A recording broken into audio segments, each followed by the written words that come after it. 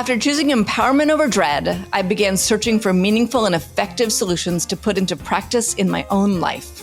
Progressive Hedonist is a podcast to share the ways we can take on climate change through food and joy. On days when this seems completely impossible, this podcast is a reminder that each of us can make an impact. I'm Dana Cowan. Join me in conversations with thought leaders like Alice Waters, Andrew Zimmern, Dr. Ayanna Elizabeth Johnson, and more. We can learn together what is possible. You can listen anywhere podcasts can be found and join the conversation on Instagram at progressive_hedonist.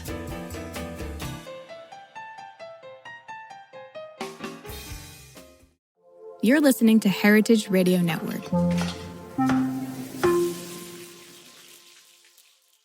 Since 2009, HRN podcasts have been exploring the wide world of food, beverage, and agriculture.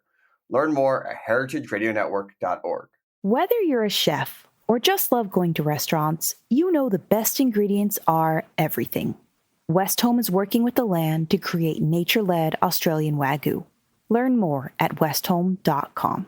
We talk about food, we talk about music, with musical dudes.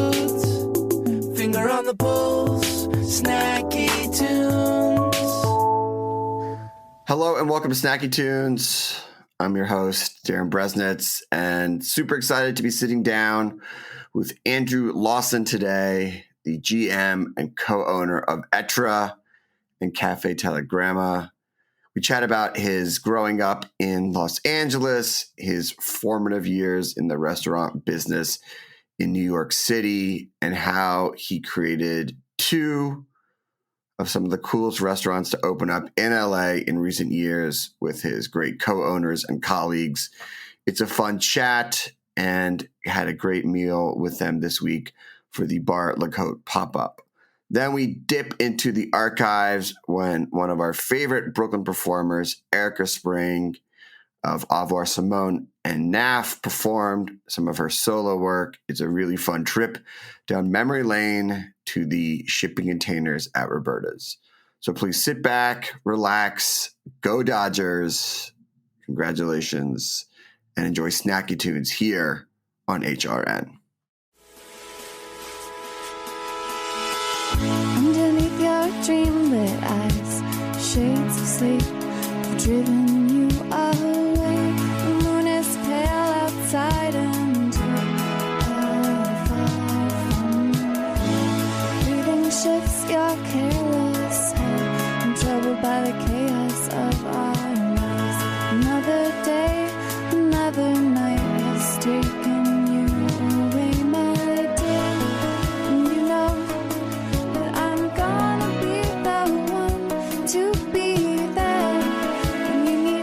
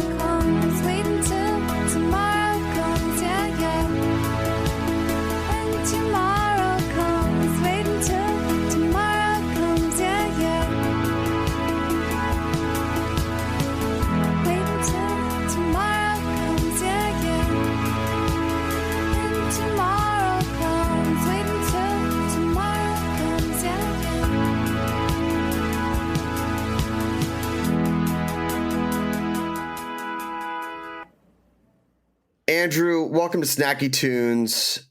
It's sort of funny that I'm going to see you tomorrow night, but then this won't air until Sunday. So if the tense of the conversation as far as verbs go get out of whack, I apologize in advance.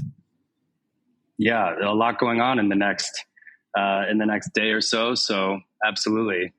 Yeah. Nice to be here. Thanks for having me. Yeah, of course. Glad to see you repping the Dodgers. We're a little under 2 hours out before they take game 3. So I'm excited to be chatting with you today. We could probably just talk about the Grand Slam walk-off the entire time. How many times have you watched it?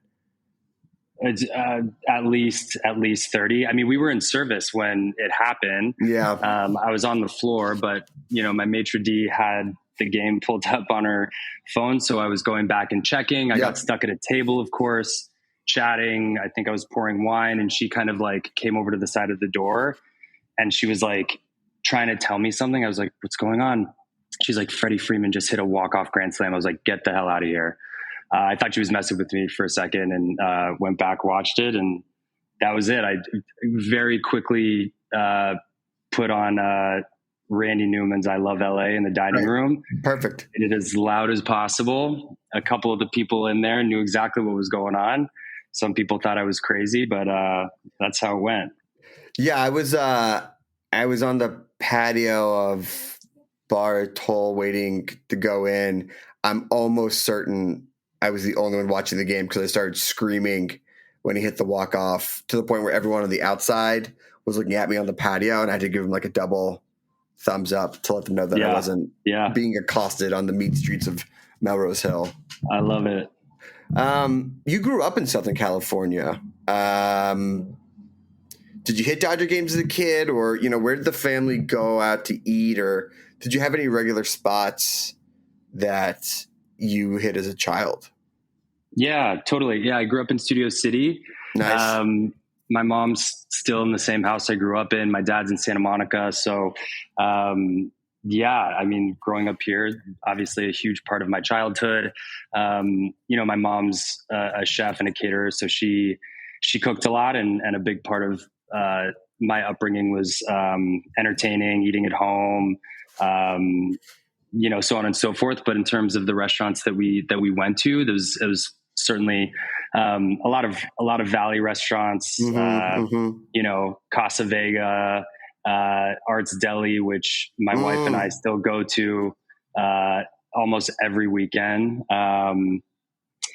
So places like that. Dupar's, RIP. I mean, the one at the farmer's market's still around, but Dupar's in the Valley was certainly a haunt.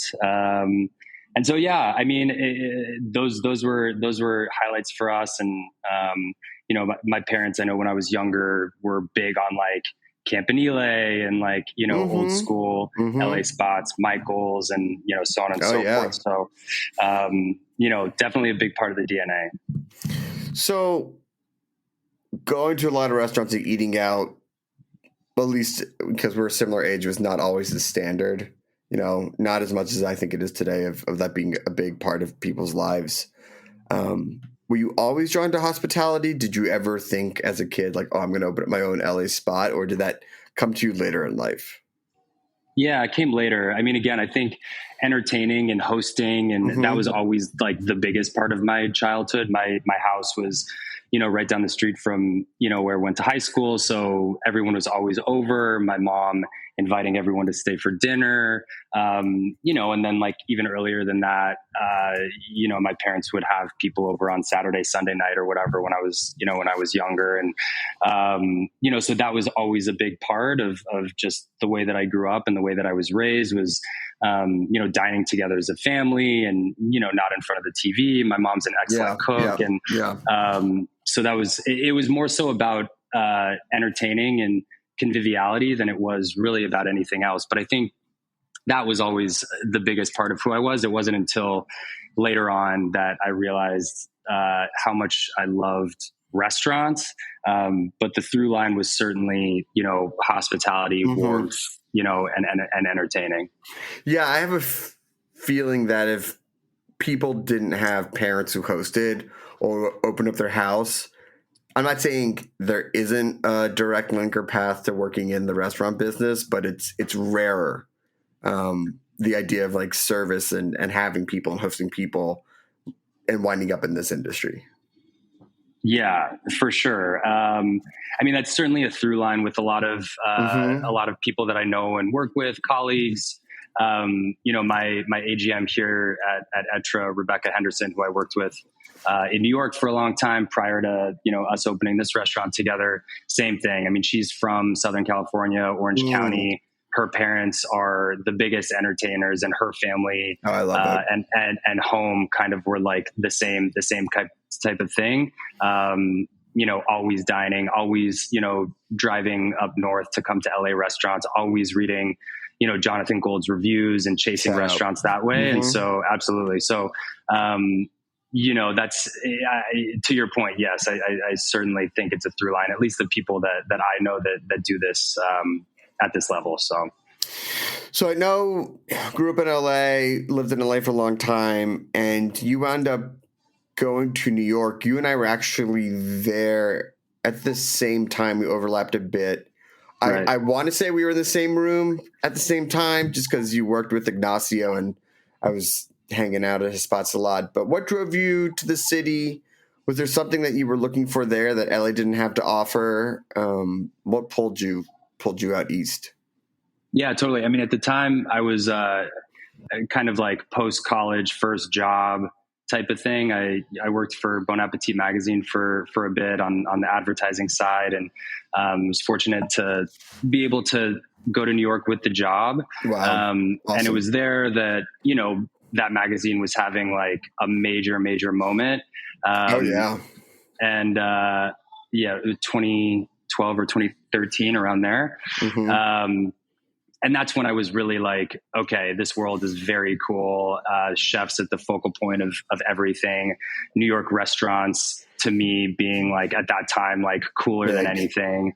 And I was, you know, I was in that and very much a part of it. And I was like, how can I be more of a part of it? And at that point, I thought about how I could get involved in restaurants and ended up leaving my job and just kind of like working my way through, you know, what I thought were some of New York's greatest restaurants. But it was just really catching the bug, being in the city, feeling the energy and the buzz that was happening around restaurants at that time, which I think, you know, between 2010 and 2020, I mean, still like New York restaurants now are better than they've ever been, in my opinion. Really? But during that time, I mean, they're having a moment. I am also just coming off a 5-day trip, and sure. I mean, literally, maybe it's top of mind, but I do think that there's so much good happening in New York restaurants. So many talented chefs, so many young, excited front of house people that are doing really, really interesting things. So, you're just talking about 2012, 2013. I will say probably starting with what Roberta's was doing in Bushwick and the rise of, I mean, we'll say Issa Ignacio's spot, but like that was a really incredible time in New York. But it was amazing. Yeah. Where did you eat when you were just in New York? Oh man. Give me three. Yeah. Yeah. I mean, we went to Claude. Claude was excellent. I mean, honestly, one of my most memorable meals from this last trip was Bridges. That had just opened. It was like 3 days old when we went, but an old friend of mine, Sam Lawrence, who's the CDC at Estella, when I was there, we worked together for a long time. So that's his restaurant. He brought on a handful of super talented people in the kitchen and the front of house. That restaurant on night 3 was dialed in, and so that was excellent.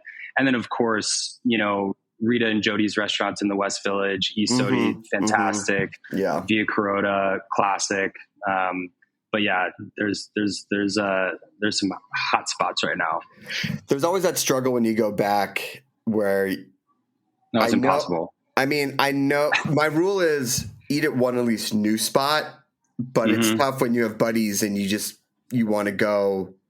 You know, I wind up at Alto Paradiso, Four Horsemen. Oh, we were there. Contra. You know what I mean? Like you just wind up and then all of a sudden you're just, and then the other spot's like Woo's Wonton, and then you're like, oh, my trip's over. or I couldn't possibly eat another thing. It's interesting for you to go from the media side to working in a restaurant. When did you start to get the idea that you wanted to open a spot? And did you know that it would be back in California versus staying in New York and opening a spot there?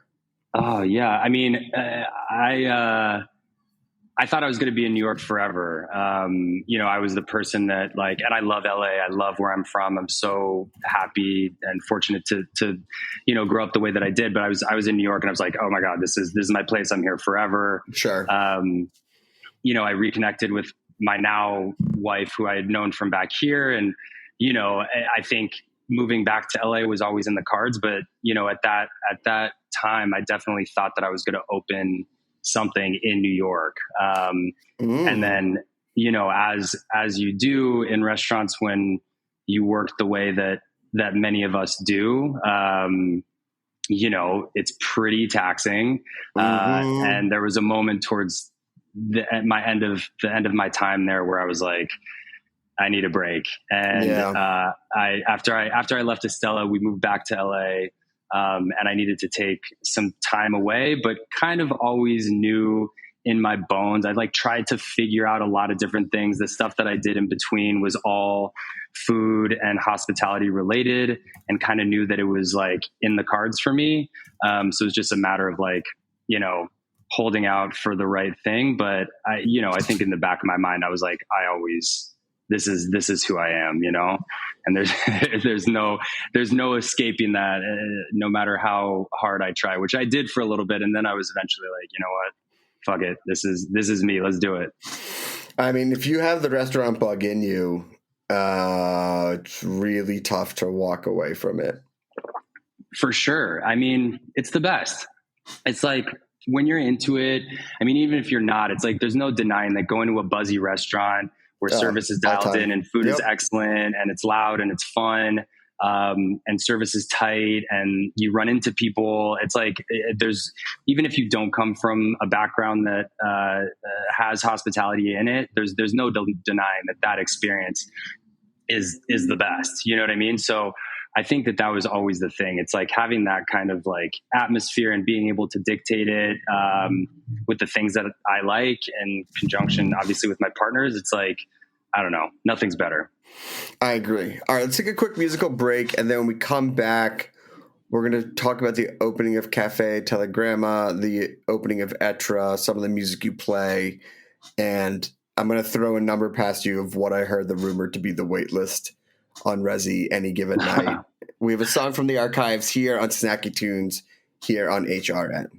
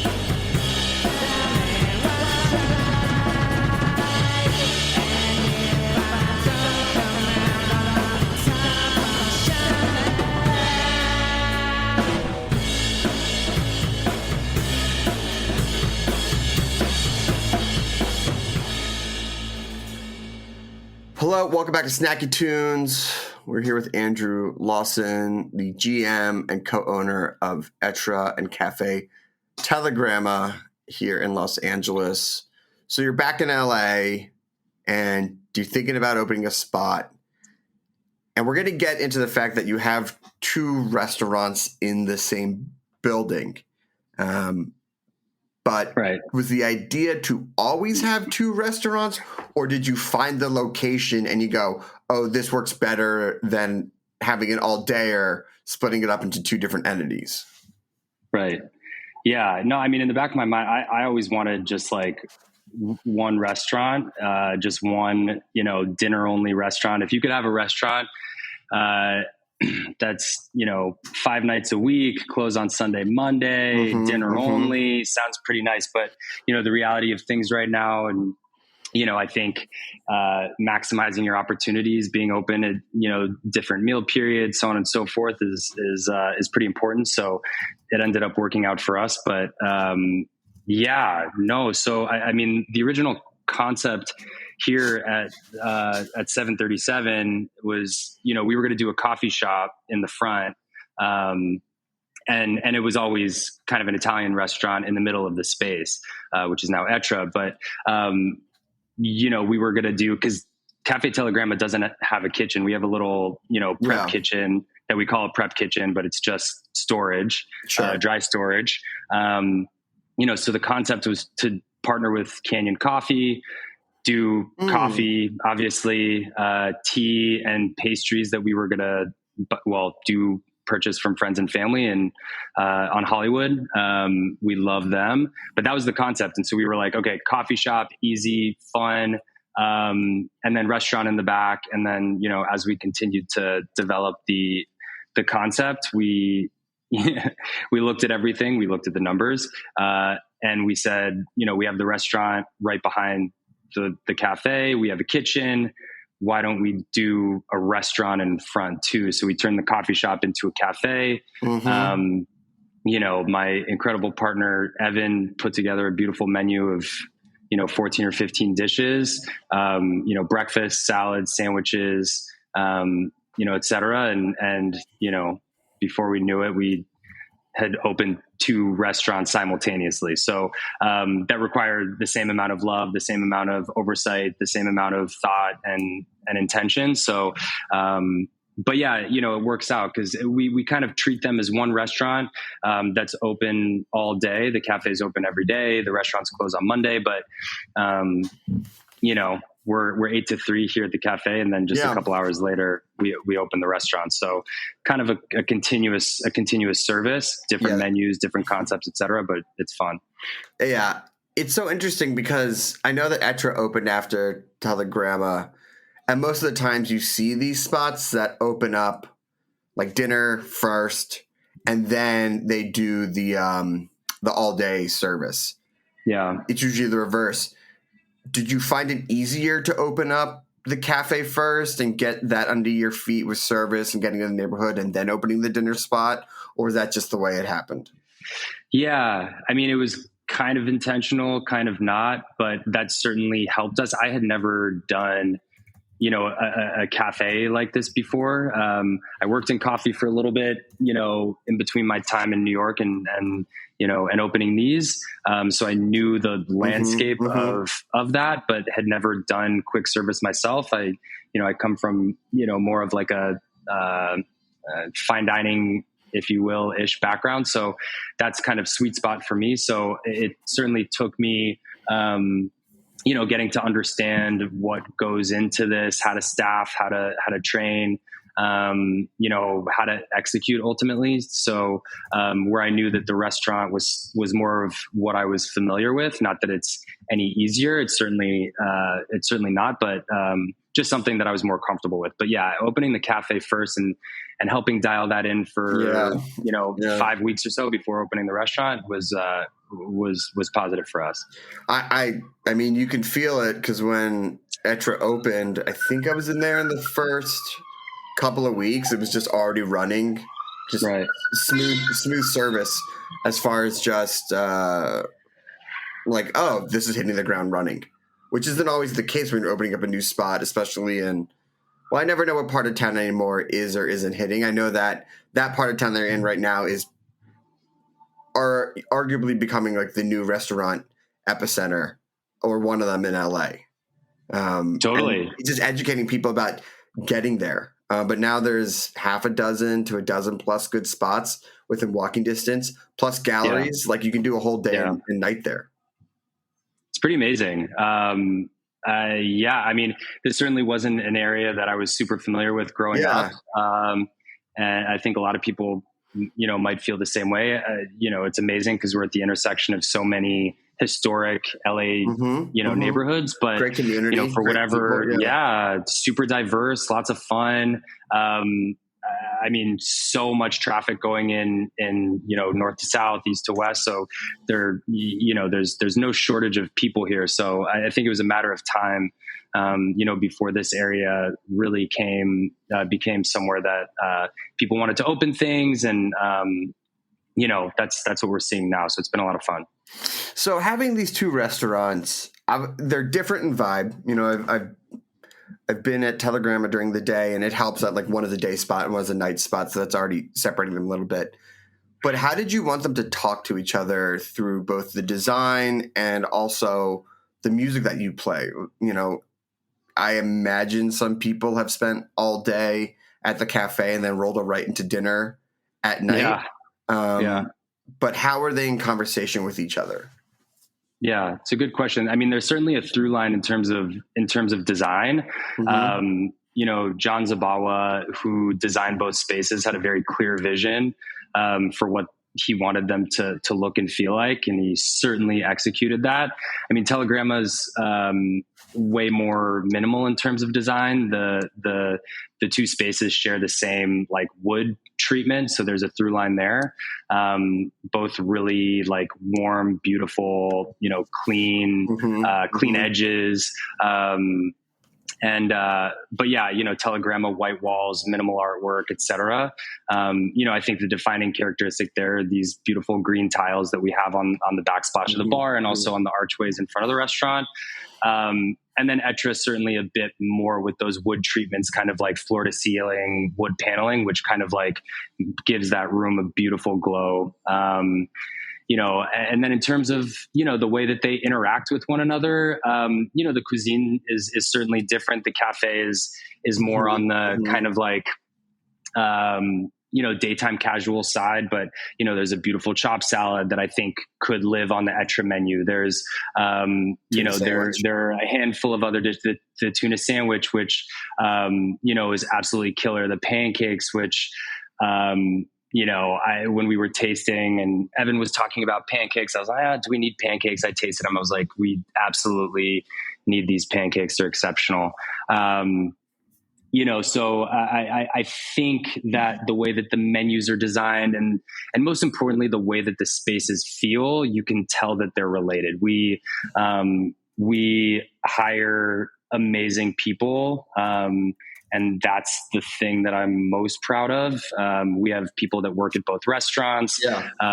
Staff is friends with one another. So cool. And they're really the ones that dictate the way that these places feel. And I think that that's palpable. So, we're super meticulous with the way that we, bring people on and encourage them to be themselves. You asked about music here at the cafe. I mean, staff chooses the music every day. So, it's all over the place. I don't have a hand in that. Every once in a while I'll throw something on, but the opening baristas will select the vibe for the day and change it throughout. And, they go crazy with it. So that's on them. Oh man. I was in a coffee shop this morning and, they're blasting Joy Division, maybe like 737. And I was like, maybe I'll just work here. Maybe I'll just go back to my roots. Yeah. It was like overcast and rainy. I just was like, had the smell and the sensation and the people and the vibe was great. I was like, yeah, all day cafe, good music. Maybe this is my calling. I love it. So you have an LA spot, but you have New York hospitality. How did you marry these two in the restaurants? Because it does have a New York feel when you walk into the spot, but also has, I mean, I'm looking at you now at the restaurant, and there's sunlight and everything. What did you want to make sure of the elements of both cities that you have? Yeah, for sure. I mean, the cafe, in my opinion, certainly has more of like an LA feel to it, just being that it's, you know, it faces Western. It's, you know, you have sunlight all day. It's an airy space. We have the patio outside. You know, you're sitting underneath the trees, the beautiful landscaping outside. It feels like an LA restaurant. Ètra to me certainly feels like a New York restaurant. And whether or not we were intentional about doing that, I think it just kind of came through that way because Evan and I are both from LA, but both lived and worked in New York for a long time. And I think, you know, those are certainly, that's certainly where we draw the most inspiration from. You know, I never really worked in LA restaurants prior to this. I you know, so New York was what I knew. So that's where we drew the most inspiration in terms of feel of the restaurant, in terms of spacing between tables, in terms of the flow of service, you know, attention to detail, just little touches that we do that are important to us in terms of the way that the room flows and feels were things that I learned in New York. And I know a lot of the way that, you know, Evan cooks was certainly influenced by his time there as well. So,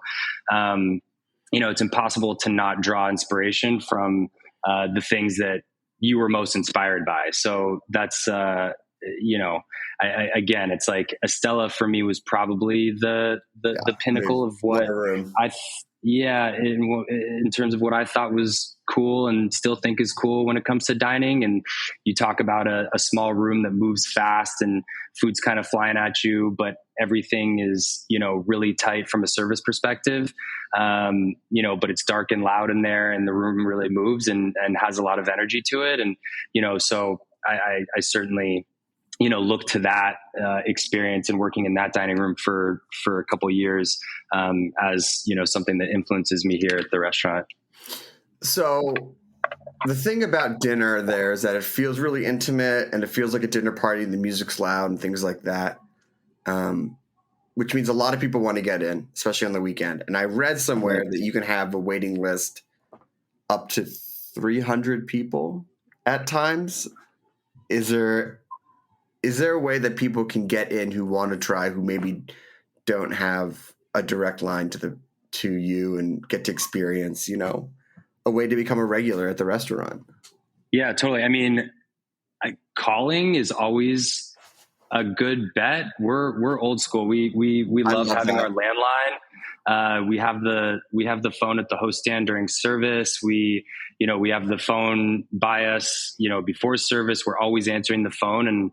And, you know, I think, yeah, if you're calling in to try to make a reservation, we're always going to find a way to get you in. Tomorrow night, our Bar La Côte dinner might be a different story. Sure. we are booked for that night and very excited for that dinner. But generally speaking, like we very rarely turn people away. We always find, you know, if you're trying to walk in the restaurant, we're gonna find something for sure.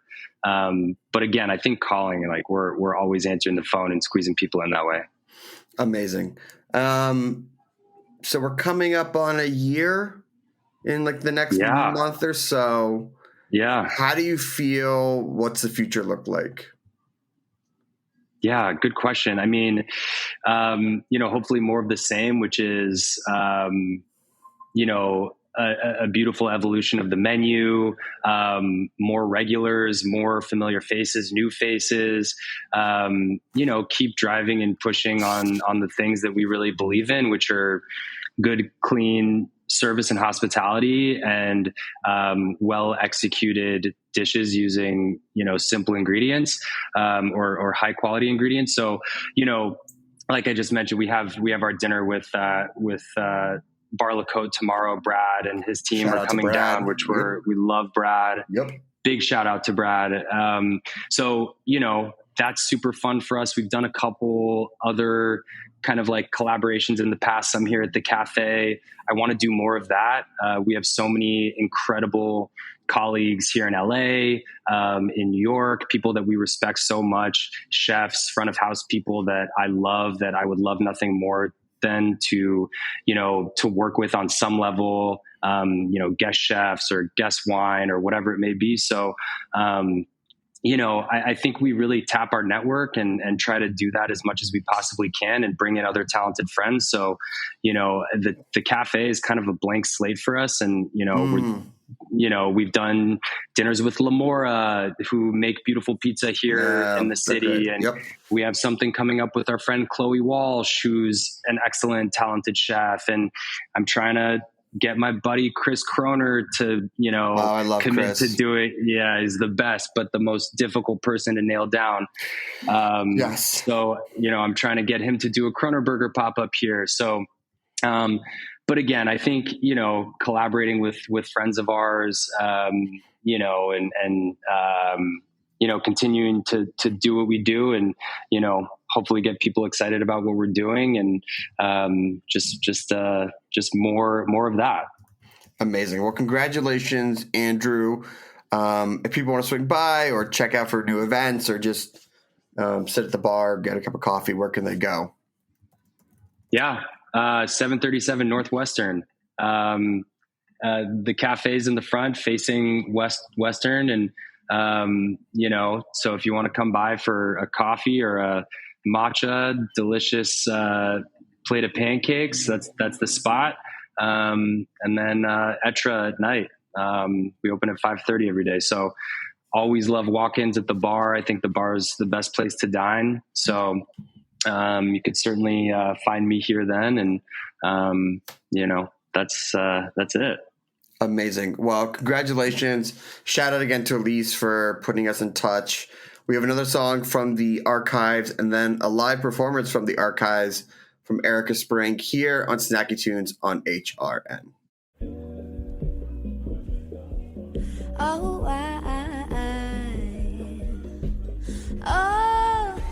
Shout out Fresco. I can take 2 steps along the street without turning hella heads. I think they're onto me. I go about my business on discreet, but they yearning for my life information on cheap. It's a beautiful day, so I don't care that you can look away, and I'ma stay back and forth, my body and your feet, having trouble choosing between longing and your needs. You look me up and down like I'm a tree, thinking I don't see the way your fantasies unleash. I stare ahead so far away, so I don't meet your gaze. Beware of a lonely man. It's a beautiful day, so I don't care that you can look away, and I'ma stay back. Oh, I'm only young. Be careful where your mind travels, unraveling your dignity and purity. Spare yourself the trouble. You ain't getting nowhere near my bubble. I'm not flattered, I'ma kick you to the rubble. Go about my day, my vision turns into a tunnel. I'ma live my life, 'cause it's a beautiful day, so I don't care that you can look away, and I'ma stay back.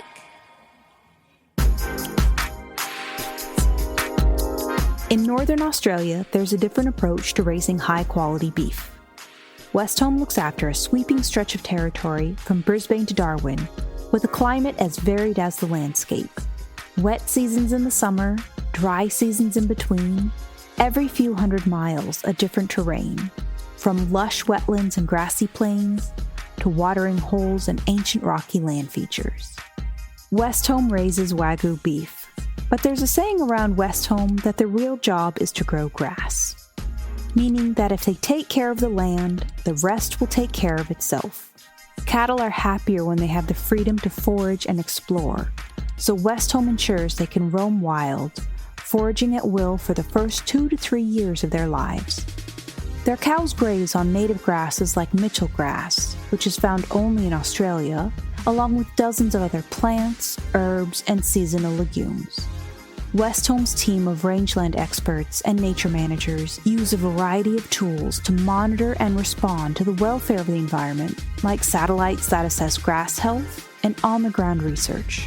The result is signature Australian Wagyu, built on a genetic lineage tracing back to Japan, imbued with the terroir of this changing landscape, and a flavor that complements every cuisine. West Home believes that when nature leads, flavor follows. Learn more and experience the difference for yourself at westhome.com. We want to welcome Erika back to the radio show. You were on here over 2 years ago? Yeah, I think when the last Au revoir Simone album came out, which was 2009. Around the same time we had you on Dinner with the Band. Yes, exactly. So, yeah. And if you want to go back and find that episode, you can just search our podcast on Snacky Tunes through iTunes, or just look on Heritage for the streaming. It's all up there, which would be good because we want to kind of jump back into the conversation we were having 2.5 years ago, where Au revoir Simone, we had discussed about putting out your own records, doing everything you're on your own, and now with your new release, your new EP, you actually teamed up with a label. Mm-hmm. So yeah. What? Yeah. What? Maybe to some people that would be selling out. No. I met this label, Cassine, and they put out Celebrities, Chad Valley, and they're also sort of partner labels with the Swedish label Service that I'm a big fan of. So, yeah, it wasn't... with Au revoir Simone, it was like many years of hoping that the picture in our mind of like how having a label works would appear in front of us, and then we would like participate with it, but it didn't happen that way. And so we just started doing it ourselves and followed the model that our British label had of just, you know, hiring, manufacturing, distribution, publicity, all of that stuff. And it's been so fun. And the three of us have gotten to run this business in addition to writing songs together. And it's been a really huge privilege and such a great teacher. So, so even though I'm now working with a label, I'm still, you know, they're a small label and they really want me to be involved in any way that I want to be involved. So it's still, you know, works really nicely. Are you ever like, hey guys, like maybe not like this? Probably I am a little opinionated. Like I feel like I can be that way when I know what I'm talking about. So, I mean, it's probably rare. I mean, I feel like a lot of bands, and we were just talking about, you know, some friend bands who are kind of waiting for a label, and then you could wait 2 years for it to not happen when there's literally so many modern tools. And a lot of people, you don't even have to present your music in an album format anymore. Like you can just put out a song, stream it somewhere, tell some people if it's good. Like I discovered this band that I've been telling everyone about called Jeans Wilder, and they just had some free songs up on Bandcamp, and I was so into it. So yeah, I think that a whole career can be fueled by just like putting up some songs for free. I mean, I think that you could spend the time. Yeah, you could spend the time trying to find the label, but if that doesn't work, you could also, especially if you're in New York, spend the time going out 5-6 nights a week, meeting writers, meeting bloggers, and like creating your own. Or staying home making awesome music. Once the music is done. Okay. No, I'm saying once the music is done. Because we were saying, like, for someone who has a record done, like, going out and meeting those people and being like, okay, I want to premiere this track with you on that day and then that track with you on another day. And you can create your own. Yeah, I mean, a lot of people wouldn't know how to put those pieces together. So that's one thing. But you figured it out. Yeah. She's a smart lady. And she's got two equally smart other ladies. Yeah, I had a good team, and like we had a really good group of friends. Would you feel comfortable breaking down the different roles of you three ladies? Oh, sure. I mean, it's like Annie is the money person. I like went to school for art and graphic design, so I help sort of art direct the albums. And then Heather is a Virgo, and she's really good at like making lists and being organized. And I'm sort of like a mess maker, and she can like straighten it up. So doing a solo project when you've been kind of couched in having two other balancing points, how did it feel this time around to do something on your own 100%? Sure. I have been getting this question, and I realized like this project was also really collaborative, and I was just collaborating with my producer George Elbrecht from the band Violins. Mm-hmm. So it didn't feel like, okay, now I'm going to see what I can do by myself or whatever. Right. It didn't feel solitary. Even when I was writing the songs, I booked this show at PS1 kind of randomly before I'd been playing much, and I asked my friend Alan from Neon Indian to play keyboards with me, and like, so all along the way, and Dev and Aaron, like, they were really supportive and invited me to play up at Bard, and there was always like a drummer to sit in or somebody to play with me. So that was even though it wasn't collaborating with Heather and Annie, it was all along the way still collaborative. All past guests of Snacky Yeah, Tunes. I know. It's a small community. It's a small community. And I think also past guests also of Dinner with the Band. Yeah. Yeah, we really did not. We really branched out. Yeah. Oh, do you make cool music and you live in Brooklyn? Come on our shows. Why don't we hear a song? Okay, cool. This is one called 6 More Weeks. I'm just going to... My keyboard turns off automatically. There, it's back. Okay, Erika Spring live on Snacky Tunes.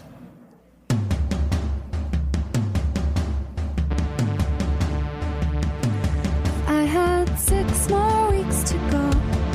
I'd be over that mountain. Thinking my way, I'm always thinking my way home. When you left me all alone, without any warning, over and over we go. I've been living the night, darling, coughing lovesick down to a new low. Nowhere in my imagination did I see where this story would go.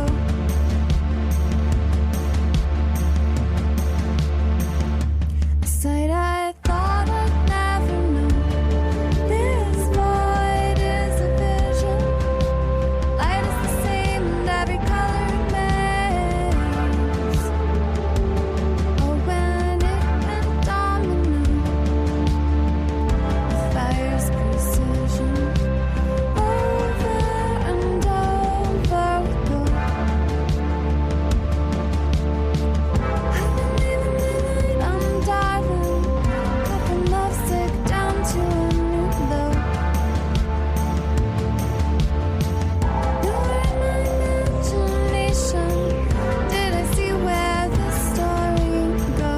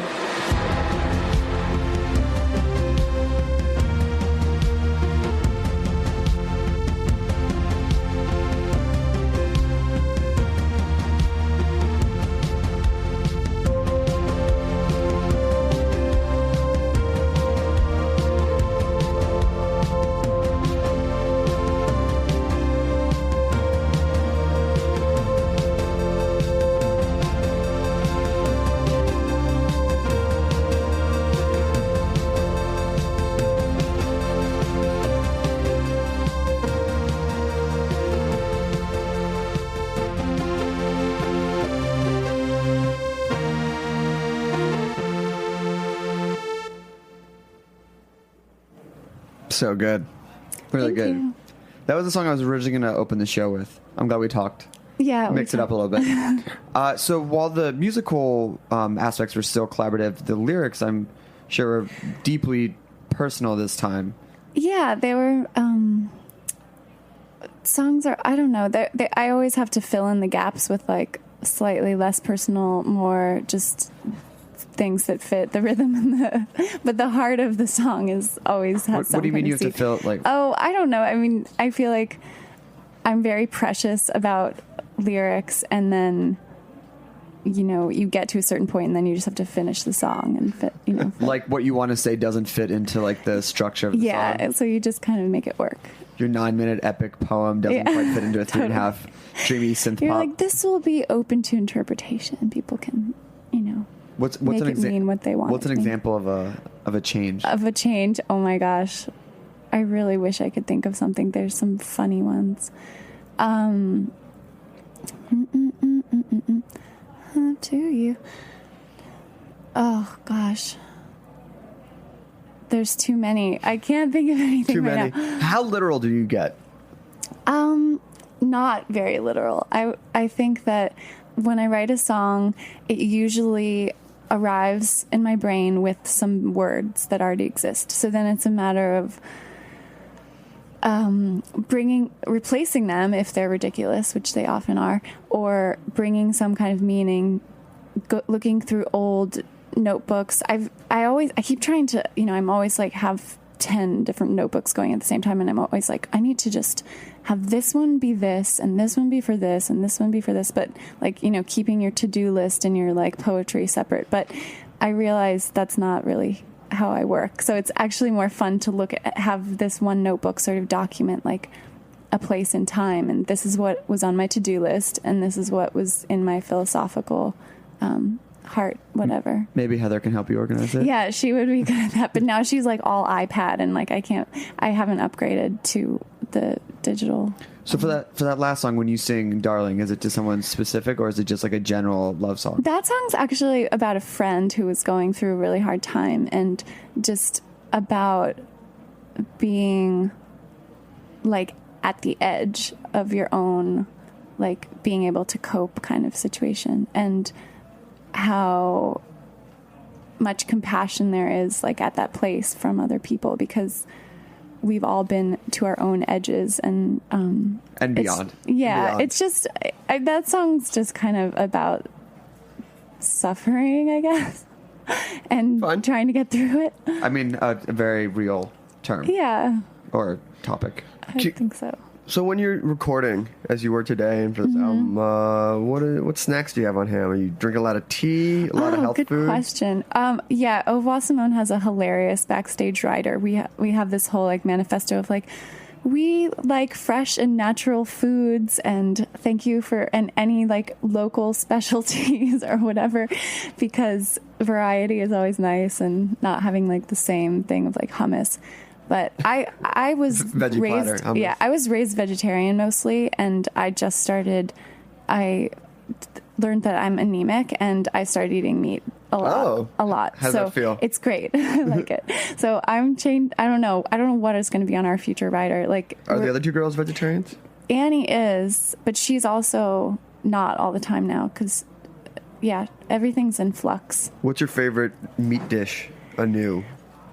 I've just been eating burgers because it's sort of like it just seemed like a good way to get into red meat. It's a really good way. At multiple different types of meat all blended together. Have you had a steak or bacon and that type of stuff yet? I'm not interested in bacon because I've grown up my whole life like smelling it and just not being into that. I don't understand that statement. Well, it's really hard to understand. Like, from my perspective, all of this meat stuff, it wasn't food to me. Like, it wasn't something that I could eat or was supposed to eat. So I just didn't think of it as food. And bacon, I just don't. Yeah, like, and also having spent my life like having bacon in stuff when I like didn't want it there. Like, right. Like what, like salads and things like that? Yeah, totally. And fake bacon things. Yeah. That's one of the biggest atrocities. I can understand the fake nuggets and even veggie burger. Well, I don't even understand the vegan food that's like fake. That there was one place that had like fake chicken wings, and there was like some kind of non-edible bone. That Yes, I've seen it. It's like a wooden dowel. Like, wouldn't you just eat like a mushroom or some peppers? Or I don't know. I never quinoa? got it. That stuff always really wrecked my stomach. It was so processed and so weird. Yeah, it wrecks everyone's stomach. Oh my God, not. It's not. I mean, I think that's a whole other show for discussion. Totally. Of, like, anyways, so yeah, wholesome food, like snack wise, fruit, coconut water. I love that definitely have a lot of coconut water. I've tried. How real is it that it's close to blood plasma? Oh, I have no idea. I don't know. No, that's one of the things that it's as close to as like the natural pellets in your blood. It just feels good. I'm saying, like look it up right now. Yeah. It's super refreshing. Have you? Yeah. Let's get another song.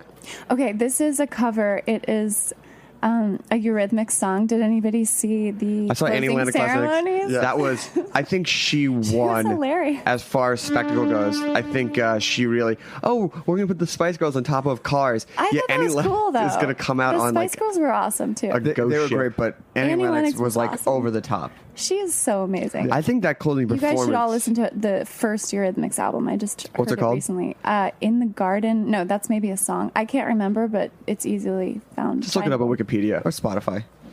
Okay, this one is called When Tomorrow Comes.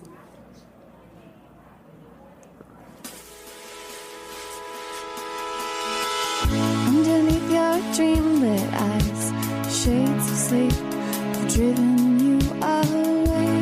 The moon is pale outside and you're far from breathing shifts your careless head. I'm troubled by the chaos of our lives. Another day, another night has taken you away, my dear.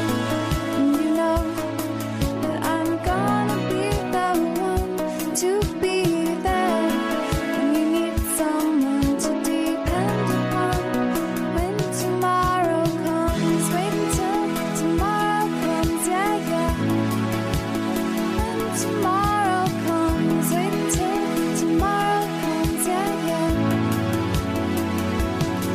Last night while you were lying in my arms, I was wondering where you were. No, you look just like a baby, fast asleep in this dangerous room. Every star is shining brightly, just like a million years before. And we were feeling very small underneath the universe. And you know that I'm gonna be the one to be there when you need someone to depend upon. When tomorrow comes, wait until tomorrow comes, yeah, yeah. When tomorrow comes, wait until tomorrow comes, yeah, yeah.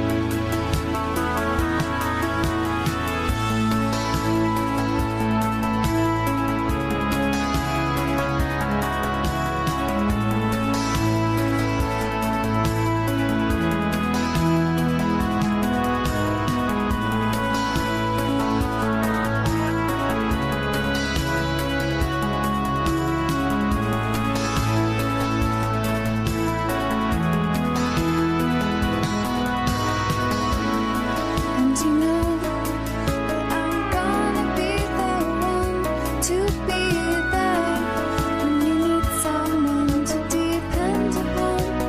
When tomorrow comes, wait until tomorrow comes, yeah, yeah.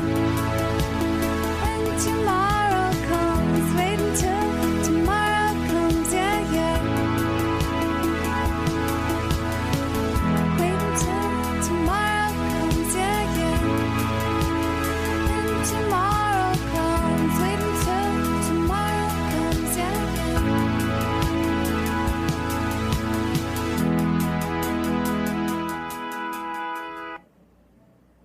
Rad.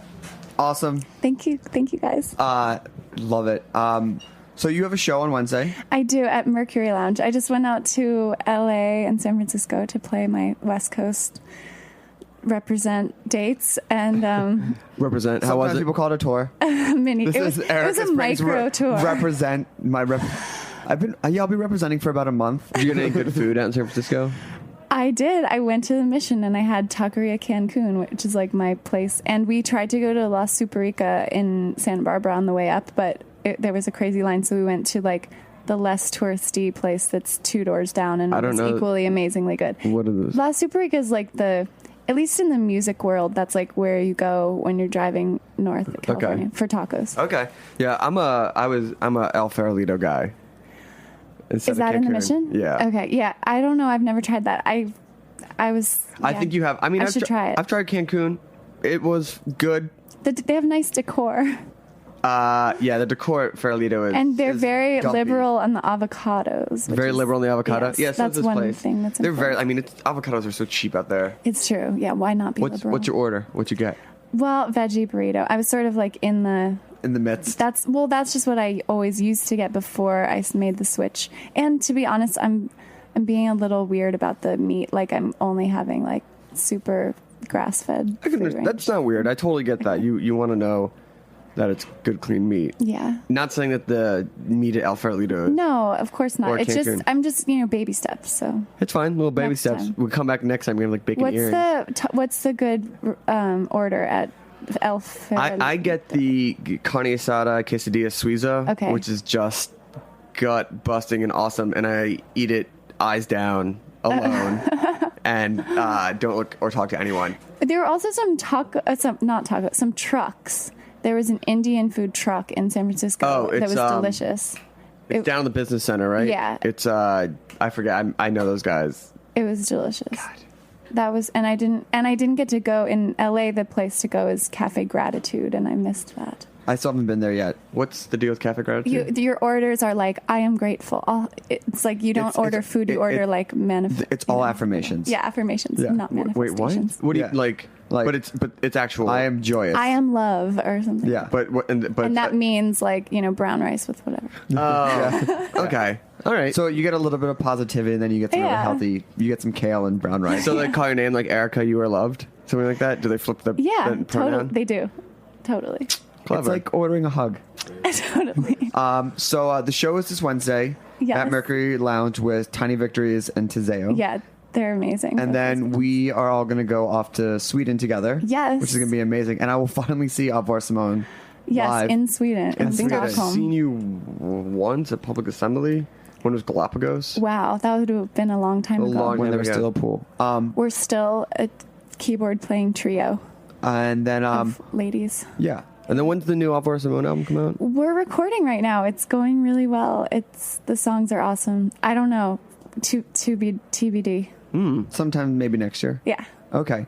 And then what are the nuts and bolts to find your project? Erika Spring on iTunes or Amazon. I have vinyl. You can order it online. And the vinyl's really beautiful. And yeah, I'm on Facebook and all that. Twitter, and I'm mostly an Instagram Twitter user. What's the handle? Erika_Spring. I got my record Instagram likes yesterday for a basket of berries from a farmer's market in the Hamptons, and it was 62 likes. So fair. So all of you listeners, feel free to follow me and beat my record. Okay, and then so you're going to take us out with actually a remix that you did, right? Yes. And what is this remix? This is by a Nashville band called Jensen's Vortag, and they are also on Cassine, the label that I'm on. So here it is. It's a remix of my first single from the EP called Hidden, which was the song you opened with. And then thanks for listening, Darren. We'll see you in 6 months. Something like that. I'll be back and forth. And then make sure to come out to the barbecue this Wednesday, 7 p.m. Good Company, FOTPNYC.com.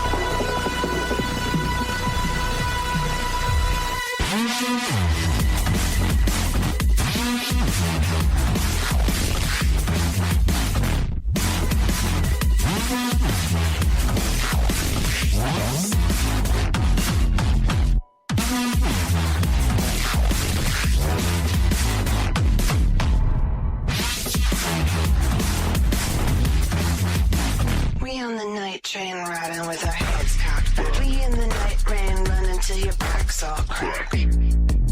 You got those fever chills. We eating just for thrills. Run those little feet of yours until your lungs are pitch black. Escalade filled with hot roast beef sandwiches. You got a first aid kit with no bandages. Our teeth are lucky dogs. You're eating bugs and rocks. We white on white, eat fluffing pillows with the fishes. Summer's hot and living is so easy. We picking tough and shooting skeet. We looking sleazy. We got a table steak. Cheese, eggs, and witch's grave. Love the little creatures just like Francis of Assisi. Wild turkey, catfish, red grouse. We don't use cutlery. You're wearing bows like Minnie Mouse. We don't have feelings. We don't use ceilings. Where you gonna run it? The entire night is our house.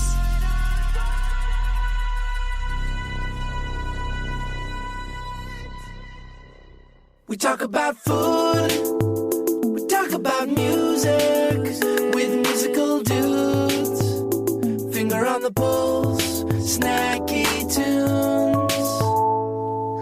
Snacky Tunes is powered by Simplecast. Thanks for listening to Heritage Radio Network, food radio supported by you. Keep in touch at heritageradionetwork.org/subscribe. Hey listeners, thank you so much for listening to HRN. We want to make your experience as a listener even better, and to help us do that, we'd love your input on our audience survey. It'll only take a few minutes, and by completing it, you can enter to win a $250 gift card from Goldbelly. Visit heritageradionetwork.org/survey to take the survey and to help us keep growing and improving. That's heritageradionetwork.org/survey. Thanks for your support.